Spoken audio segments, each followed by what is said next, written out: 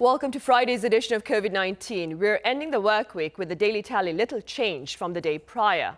And further raising concerns is the reality that infections outside of the capital region are on the rise as well.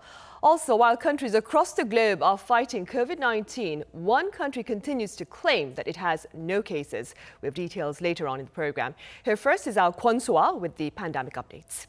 Now, Soa, do start us off then.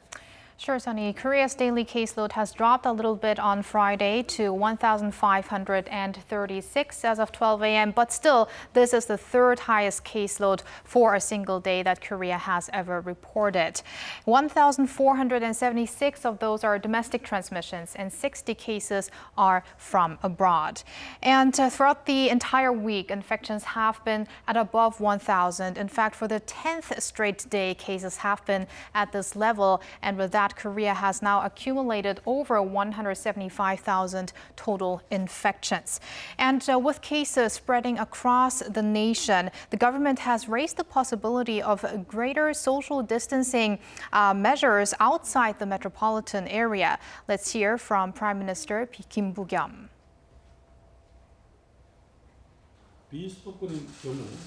Private gatherings in areas outside the capital region are restricted to 4, 6 or up to 8 people, depending on where you are, which could be a source of confusion for the nation's people. I ask local governments to consider a uniform cap of 4 people, like in the metropolitan region. If we take a closer look at where the newest infections have broken out, we've got a rise in the capital Seoul, 570 cases, followed by 456 in Gyeonggi-do province. But as the Prime Minister also mentioned, outside the metropolitan region, we are also seeing increasing figures, especially here in the southeast of the country. There are concerns of rising cases. And also the cluster infection on a South Korean destroyer off the coast of Africa that we reported on Thursday is raising concerns here. It has prompted officials here to prepare sending cargo planes there to bring all members of the naval unit back home to Korea. And that is likely to be between the 19th and 25th this month. 6 people on board have so far tested positive for the virus, while around 80 have shown symptoms of the coronavirus. And that's some out of some 300 personnel that are currently on that vessel. I see. Meanwhile, so on the international front, I understand the global health body is calling on China to better cooperate with the probe into the origin of the coronavirus. Exactly, Sunny. Tedros Adhanom Ghebreyesus, the chief of the World Health Organization, has called on China to be more transparent on data related to that probe on the origins of the COVID-19 virus. Now, what's new in the organization's stance is that the Director General acknowledged it was premature to rule out a lab leak, requesting more access to information on a laboratory in the Chinese city of Wuhan. Now, moving on to a new epicenter of the virus, Indonesia has record high figures posting for the past 4 straight days, with over 56,000 cases reported on Thursday, with actual figures likely to be even much higher, according to health experts. And from Southeast Asia now to Northeast Asia, in Japan, with exactly a week left until the Summer Olympics, the host city, Tokyo, has reported its highest daily caseload in 6 months, with over 1,300 infections reported. And we will have more on the situation there when Sunny connects to a person in Tokyo. And moving over to the figures abroad now, we've got a similar number of new cases in the US and India, with 39,000 new cases, over 52,000 in Brazil. And again, as I said, the highest caseload is seen in Indonesia, while South Africa, with over 10,000 cases reporting recently, has surpassed the total figure of Ukraine. And the total number across the world now stands at 189.7 million. Those are the updates I have for now. I'll see you back after the government briefing. Sunny? All right, so thank you for that.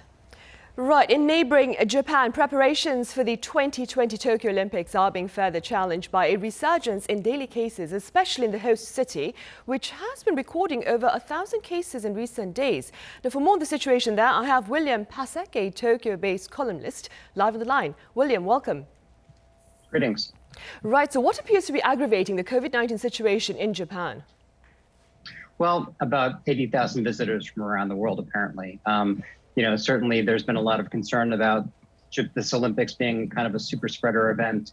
Japan has had a variety of COVID increases, but generally the numbers have been relatively low internationally wise. But there has been concern about you bring 80,000 people from around the world at a time when the Delta variant is spreading and is doing its worst. And we are seeing numbers tick up significantly. You've had a bunch of athletes and staff who've been here for a few weeks now, and the numbers are corresponding. I see. William, even prior to their arrival, actually, authorities imposed a fourth state of emergency in Tokyo, and that began earlier this week on Monday, to be precise. What has been the public response to this? Well, people are having a lot of COVID fatigue. Certainly we've had, as you mentioned, this is the fourth time we've gone through this. I think that there's more anger, however, about the Olympics itself. I think that about 83% of Japanese in general think these Olympic Games should be either canceled or postponed till next year. And public anger is rising. You are seeing protests. The Japanese are not typically very big protesters. But so given the circumstances, from what you've said, I understand then that the public reception, so to speak, to the International Olympic Committee has been quite mixed, to say the least then. Yes, I mean, most Japanese, 83% or so, based on polls, certainly more than 75% in general, do not want these Olympic Games to take place. I think people are relatively upset about how the IOC, they believe, roughshod over politics here in Japan. And in some ways, they feel forcing Japan to hold these Olympics despite the very obvious health risks at this very difficult moment. I see. Going back to the Olympics then, William, what measures, COVID-19 prevention measures, are in place to ensure that the Games are safe? Well, Japan has kind of done these sort of semi-lockdowns where, restaurants are open. They're just not allowed to serve alcohol. They have to close at 8 p.m. However, a lot of companies are not really letting their employees work from home. So trains are crowded in the morning, trains are crowded in the evening. The Japanese in general are very good about wearing masks and about social distancing. So that has helped. But the government has not really clamped down significantly. And we are running at cross purposes, right? Because Japan is saying we have to have this fourth emergency, but we're going to have the Olympics anyway. Right, William, what treatment arrangements have been put in place, that is, for athletes who test positive upon arrival in Japan? Well, immediate quarantine. And the problem is for a lot of these athletes, they probably will not be able to compete. There have been teams like in the Netherlands where certain athletes have tested positive, and so they've had to stay behind in quarantine, and their team members have had to stay behind as well. So there's been a bit of chaos, frankly. So the next week here in Japan should be fascinating. I see. All right, William, thank you very much for your time and your thoughts. Thank you. Right, and to our audience here, we do apologize for the disruption in audio with our connection with William earlier on. Now, it's time now for the regular afternoon briefing on the COVID-19 situation here on the local front for this Friday. And while we wait for that to start, let's take a look at the level 4 social restrictions in place here in the Greater Seoul area until the 25th of this month. Up to 4 people are allowed to meet for social purposes until 6 in the evening. And after 6, only 2 people can do so. To a large extent, this cap on gatherings also extends to family members who reside together. Weddings and funerals can only have family members in attendance with a cap of 49 people. Also, only one-person rallies are permitted. Meanwhile, incentives for those vaccinated are being withheld. Nightlife entertainment businesses, including bars and clubs, remain shut, while restaurants, cafes, gyms and concert places are required to close doors at 10 in the evening, with strict protocols in place with regard to seating arrangements, ventilation, face masks and visitor logs. Right, the briefing's about to start. We'll come back to you afterwards.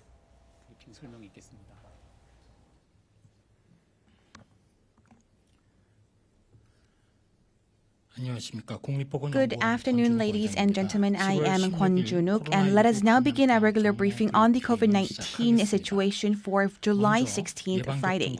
First of all, on the vaccination front, as for the high school senior students and also those who are taking the college entrance exam and also the faculty members of these high school seniors, we have some updates.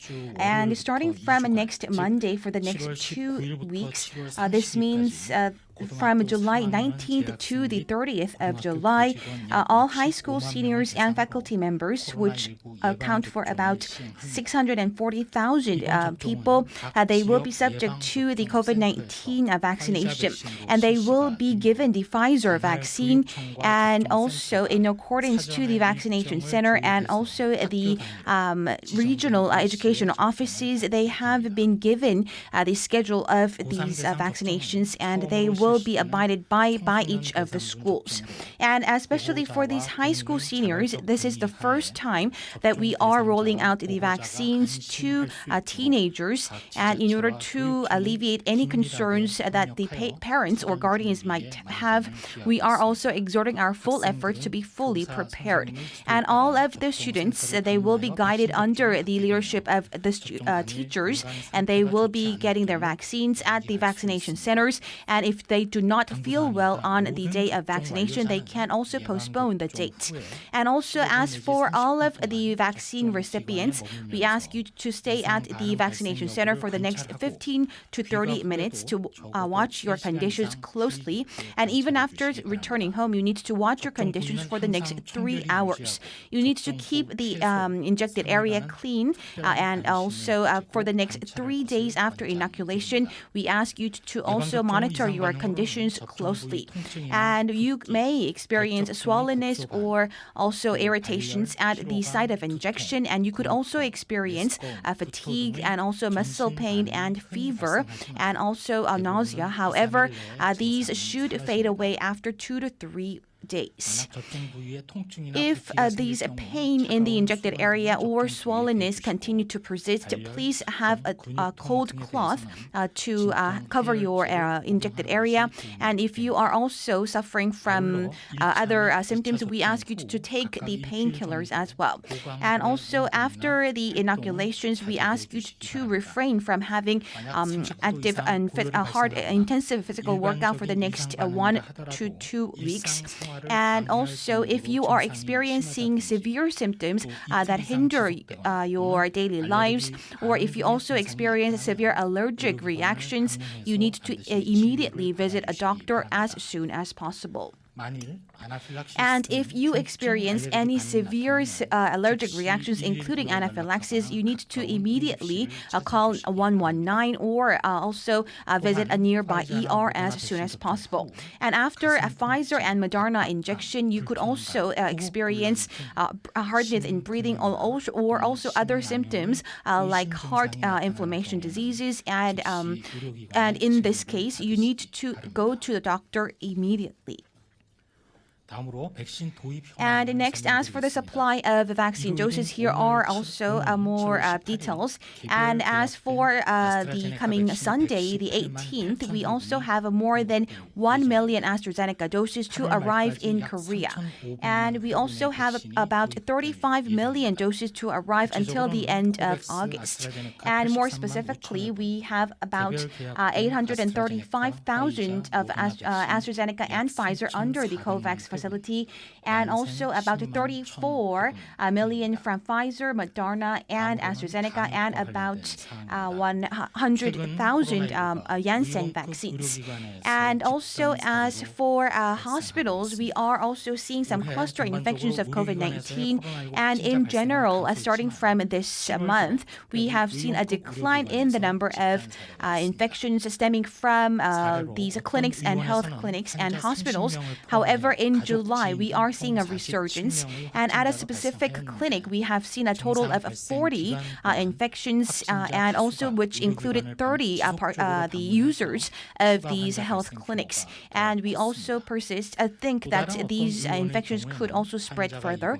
And at another health clinic, we have seen within that specific facility, they had 10 patients, including 7 patients and also professional caregivers. And we suspect that the virus could have spread through these caregivers as well. And we also see some risks of infection, and we see that they could include the delay in the diagnosis of the COVID-19 patients, and also a lack of quarantine measures at these places as well, and also the non-compliance to the social distancing and also quarantine measures. And we need to continue to minimize the possible infections stemming from these health clinics and hospitals. However, we do see another possibility of these breaking out. So we ask you to also utilize and encourage any of the people who are showing clinical symptoms of COVID-19 to get tested within your facilities and clinics. In particular, all of the users and also workers, regardless of whether you have been vaccinated or not, you need to wear your face mask at all times. You need to comply with the basic quarantine protocols at all times as well. And next, as for the R&D measures, we also have some updates. First, as for new variants, we are seeing the testings on the animals for the antibody treatment for these new variants.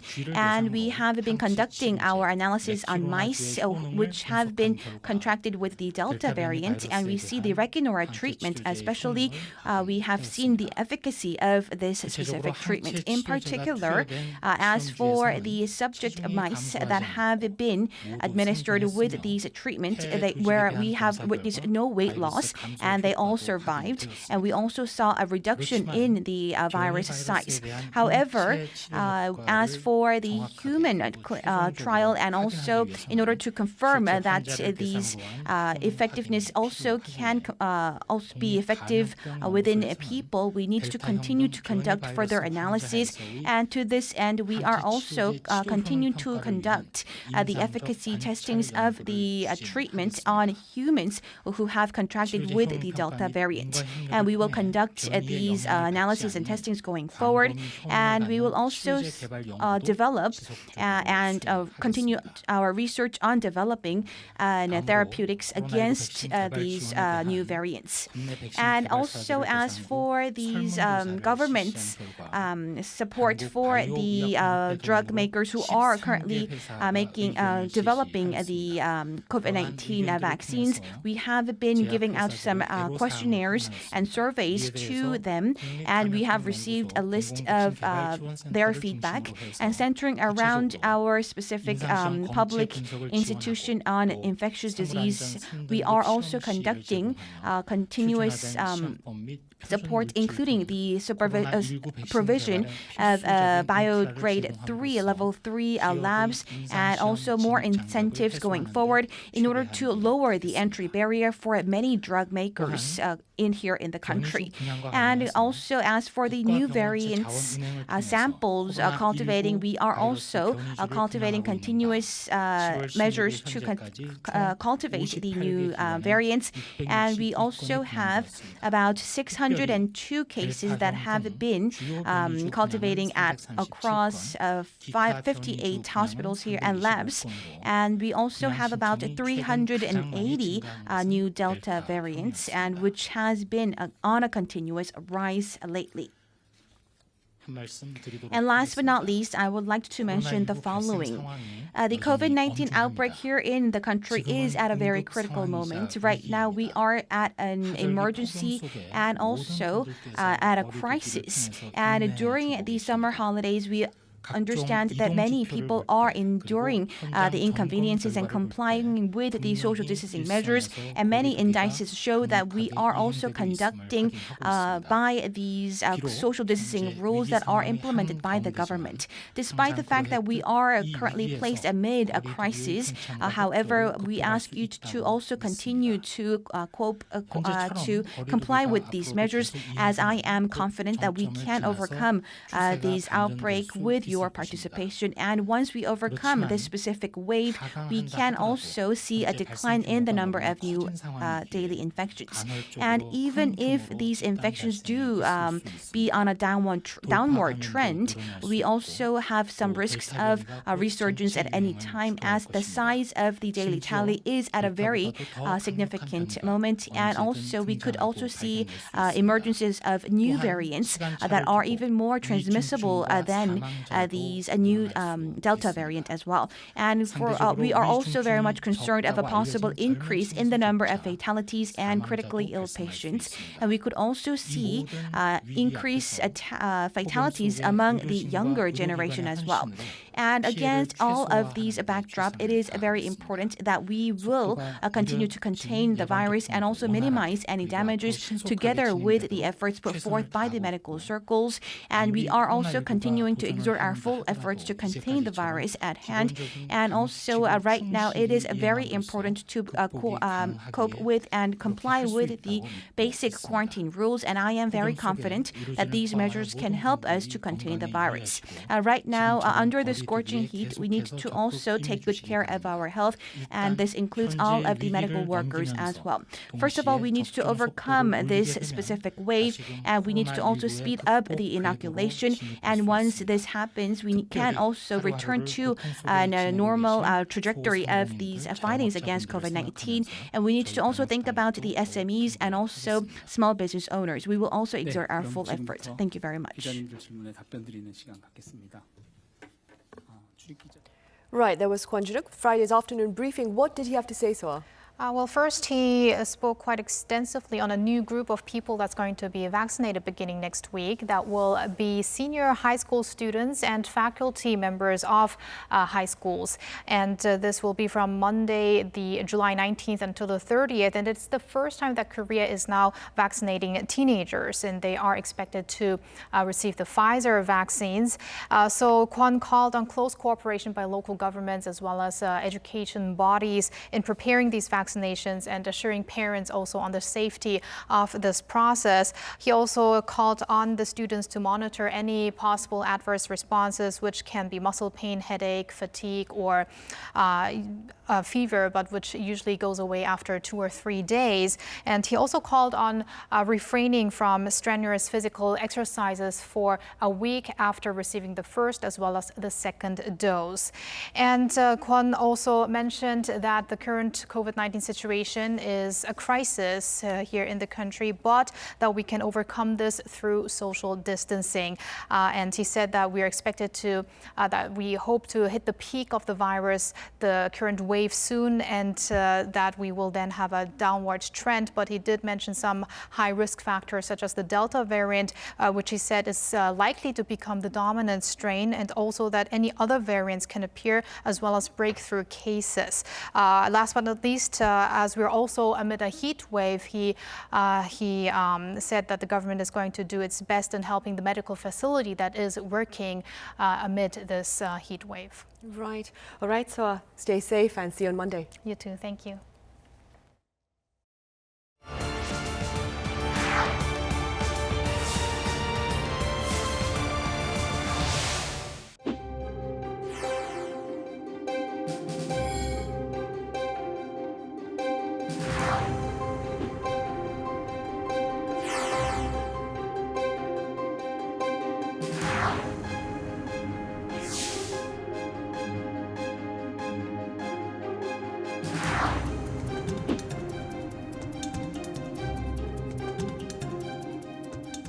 어느 한 사람이라도 순간이나마 각성을 늦추고 마음의 단계를 푼다면 지금까지 다지고 다져온 방역 장벽이 불시에 무너질 수 있다는 것을 다시 한번 심장 깊이 抓박아야 합니다.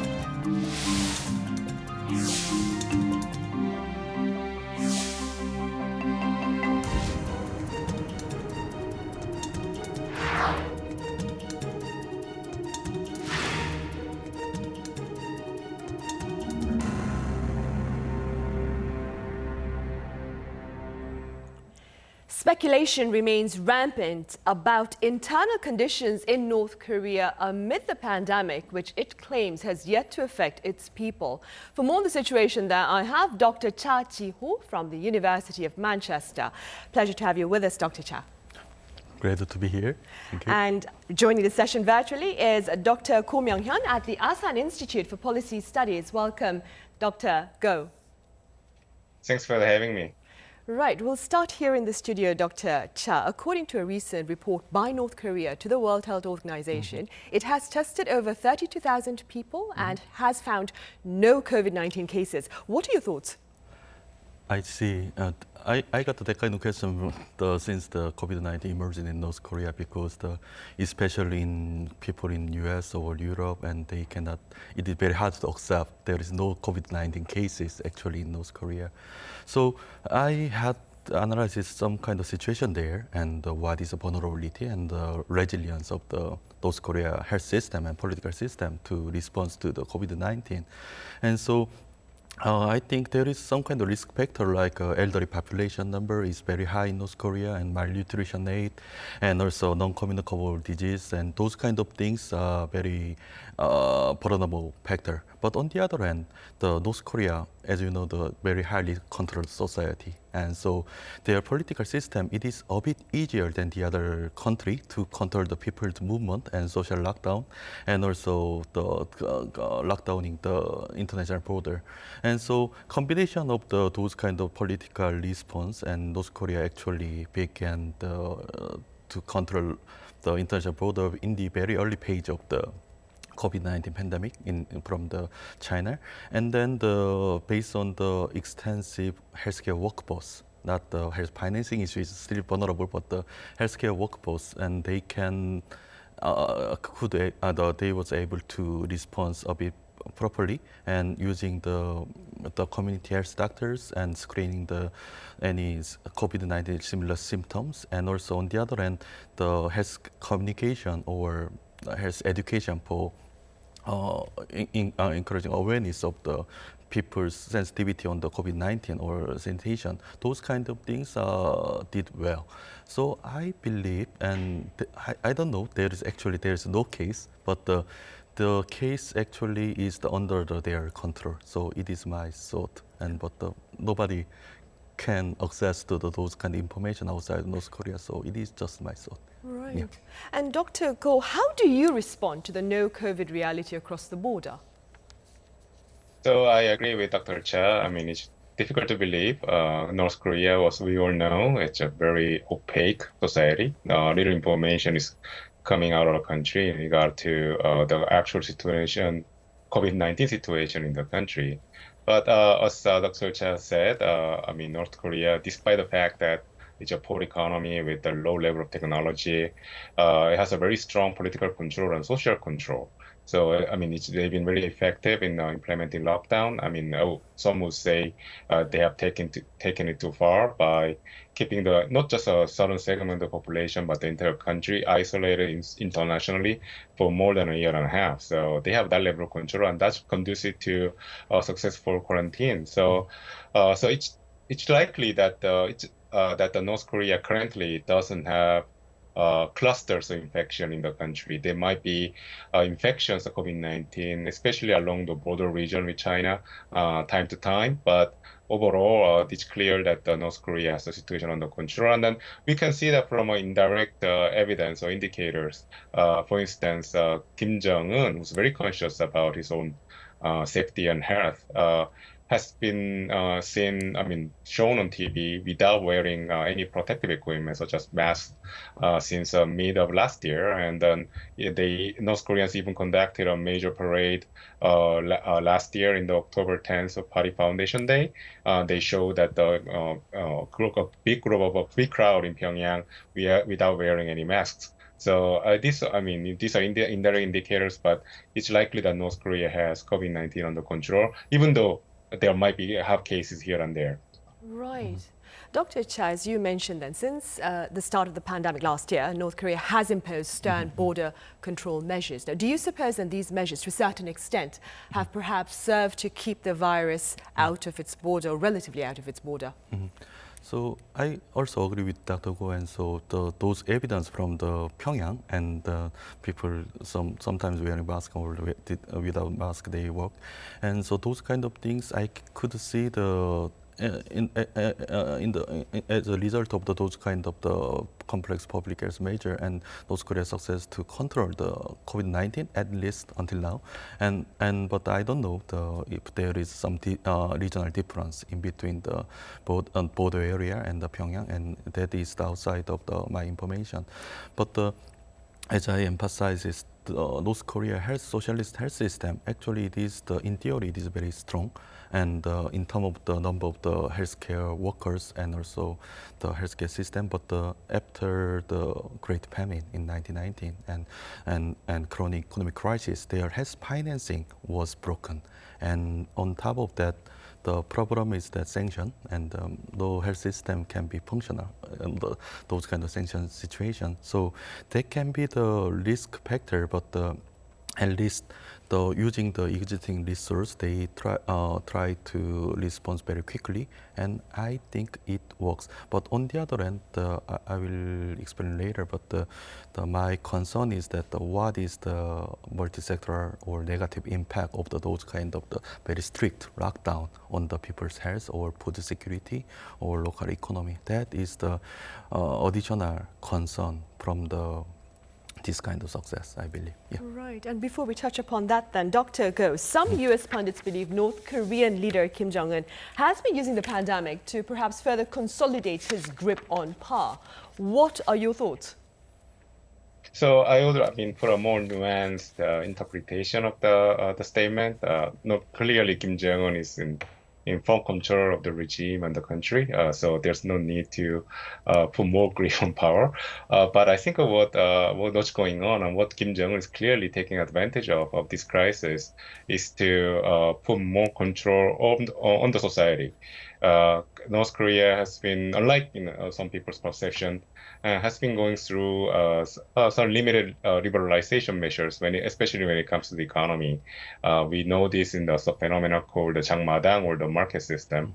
And I think what Kim Jong-un is doing right now is to roll back these limited marketization efforts and implementing more strict state control over the economy. And this is problematic for the North Korean population because a lot of North Korean people, ordinary citizens, depend on 장마당 for their survival, not just for livelihood, but survival itself.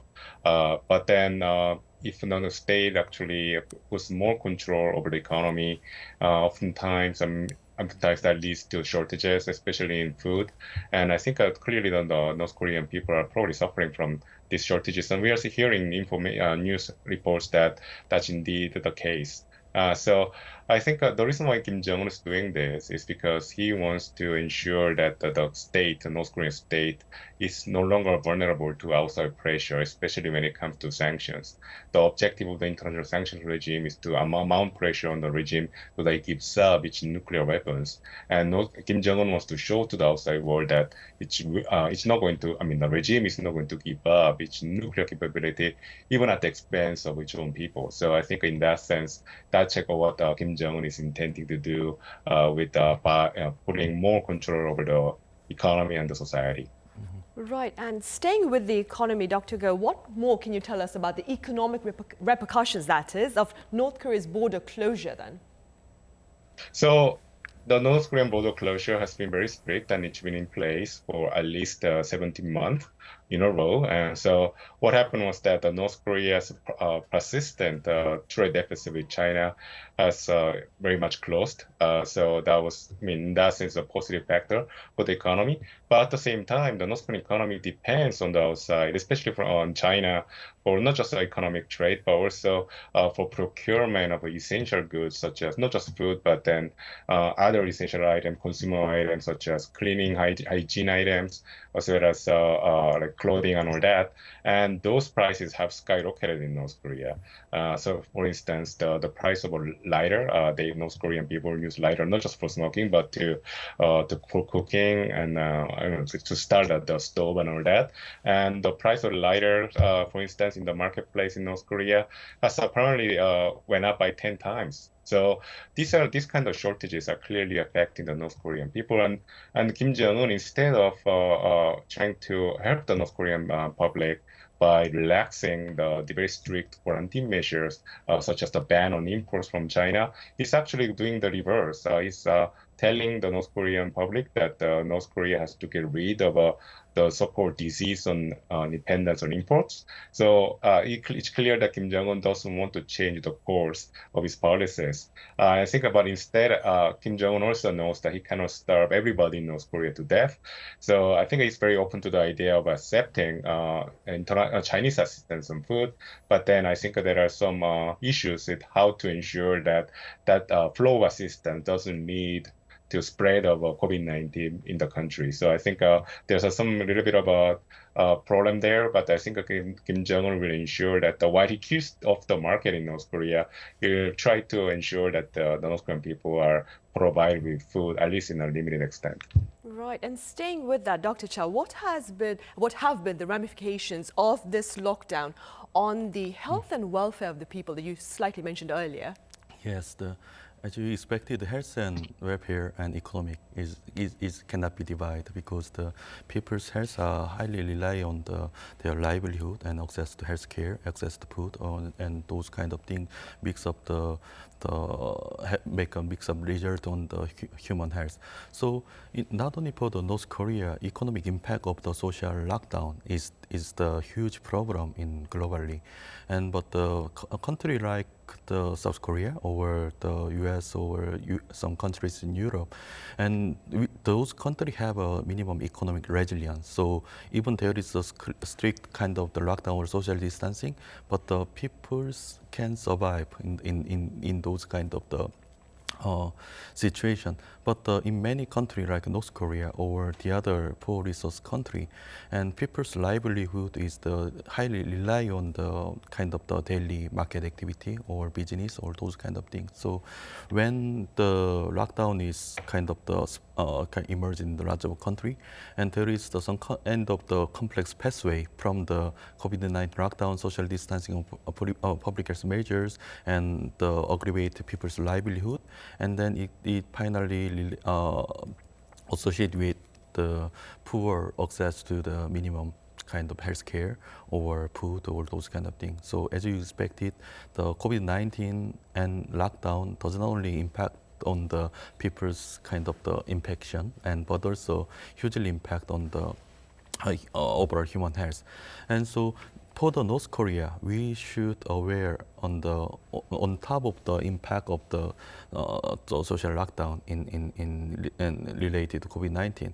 North Korea have been kind of survived for the long-term sanction, and basically I believe there is the dual impact of the COVID-19 and lockdown and sanction on top of the existing economic vulnerability. So imagine the North Korea, the people, and especially those who are economically marginalized from the society, and they rely on the daily activity. But if the lockdown is kind of persist and being chronic, and then their kind of the health condition would be impacted a lot.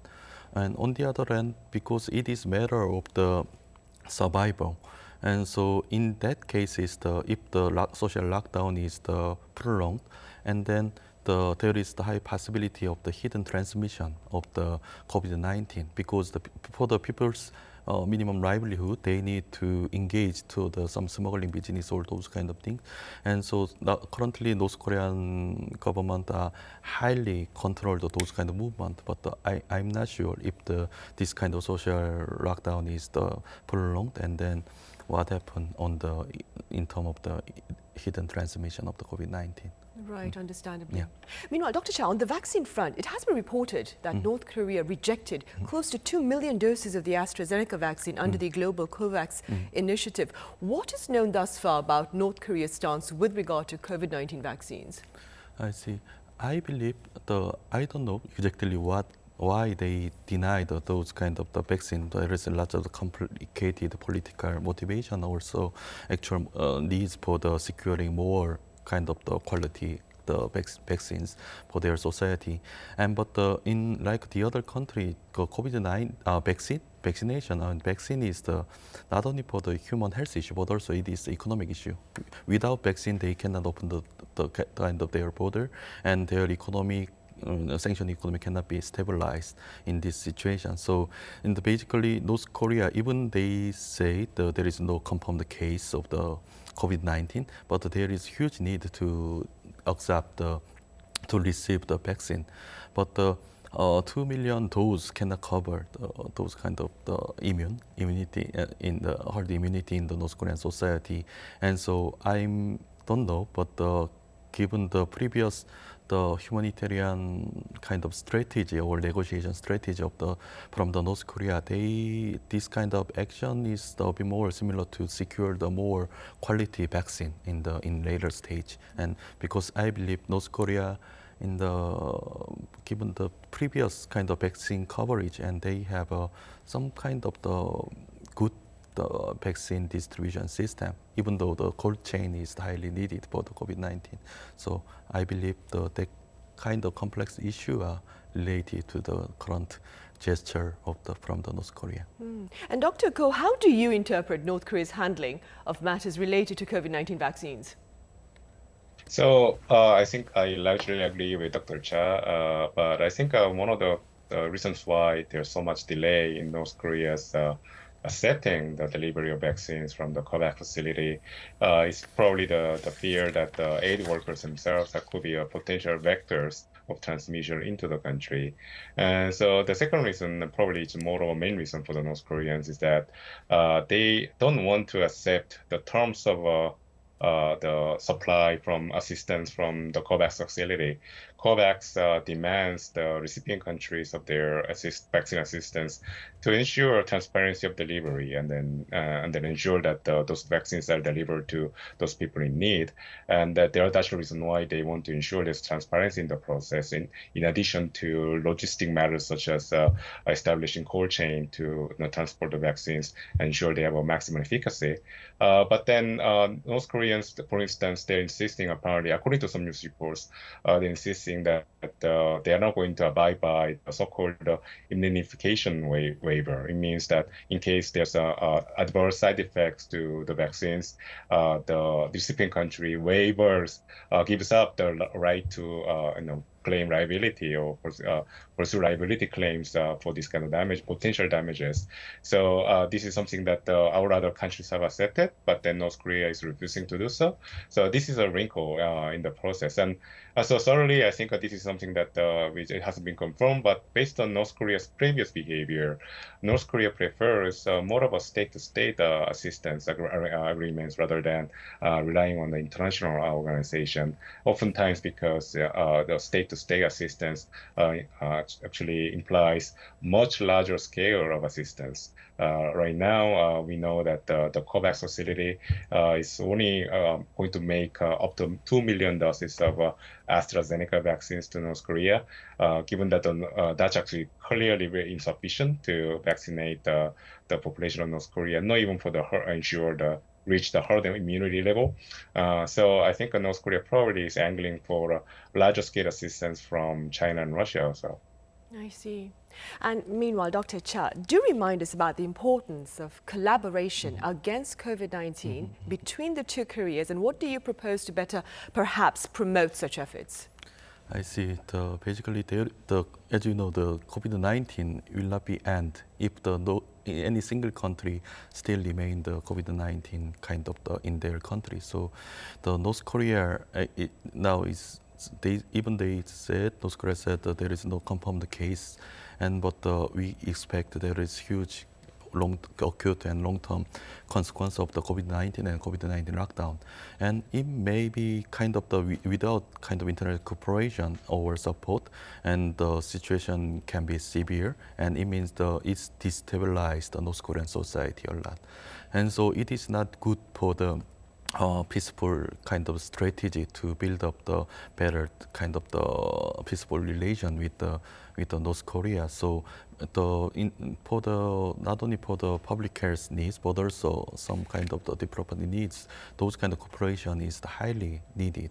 But for the vaccine, it is a bit difficult and to target it any single country as a priority because the vaccine is competed a lot in the world. It is kind of a war, and so I believe the better way is at this moment is to using COVAX or the other multilateral cooperation channel to support North Korea, and on the other hand, maybe it is better the North Korea kind of the public health actors or global health actor can be integrated to the current global movement of the COVID-19. So they are so isolated, and so I would encourage those kind of integration of the North Korea into the global society. Right, continue to engage them then. Yeah. All right, Dr. Cha, thank you very much for your insights. Dr. Go, thank you very much for your thoughts as well.